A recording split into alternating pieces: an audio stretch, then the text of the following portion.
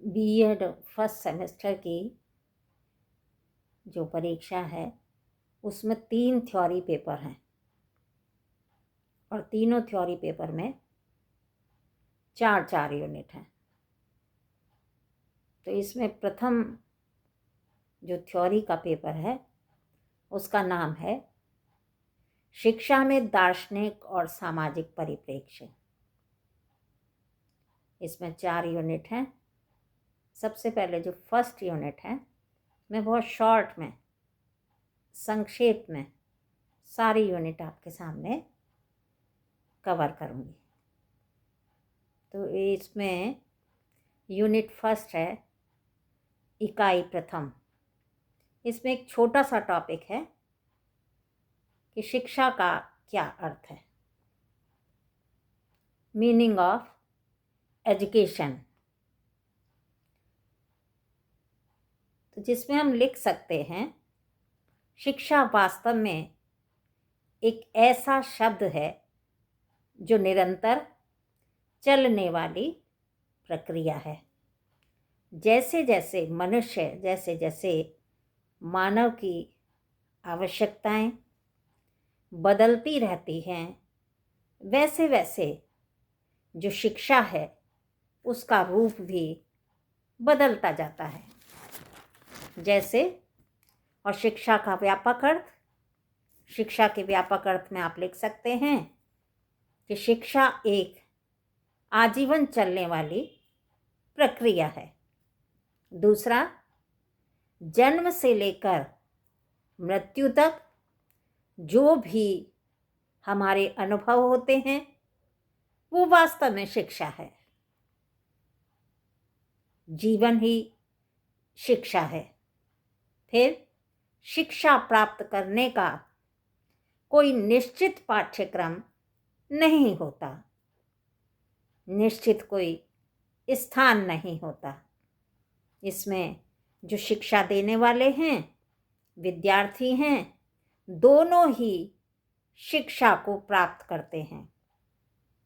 माँ के गर्भ से मृत्यु पर्यंत तक शिक्षा आजीवन चलने वाली प्रक्रिया है। फिर है इसमें कि शिक्षा विज्ञान है या कला।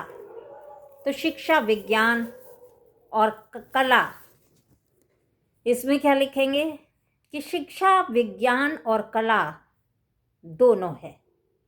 संक्षेप में हम समझ सकते हैं क्योंकि कला के माध्यम से मानवीय क्रियाओं की रचना, रूपांतरण होता है और विज्ञान द्वारा क्रम से, व्यवस्थित ढंग से, तार्किक क्षमता से विशिष्ट ज्ञान देना है और सत्य की धारणा करना। अतः हम कह सकते हैं कि जो शिक्षा है वो कला और विज्ञान दोनों है। उसी के द्वारा शिक्षा की जो प्रकृति है उसका निर्धारण किया जाता है।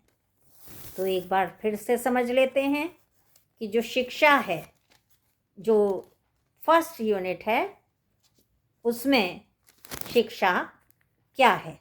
समझ आ गया होगा सबको कि शिक्षा वास्तव में एक ऐसा शब्द है जो निरंतर चलने वाली प्रक्रिया है।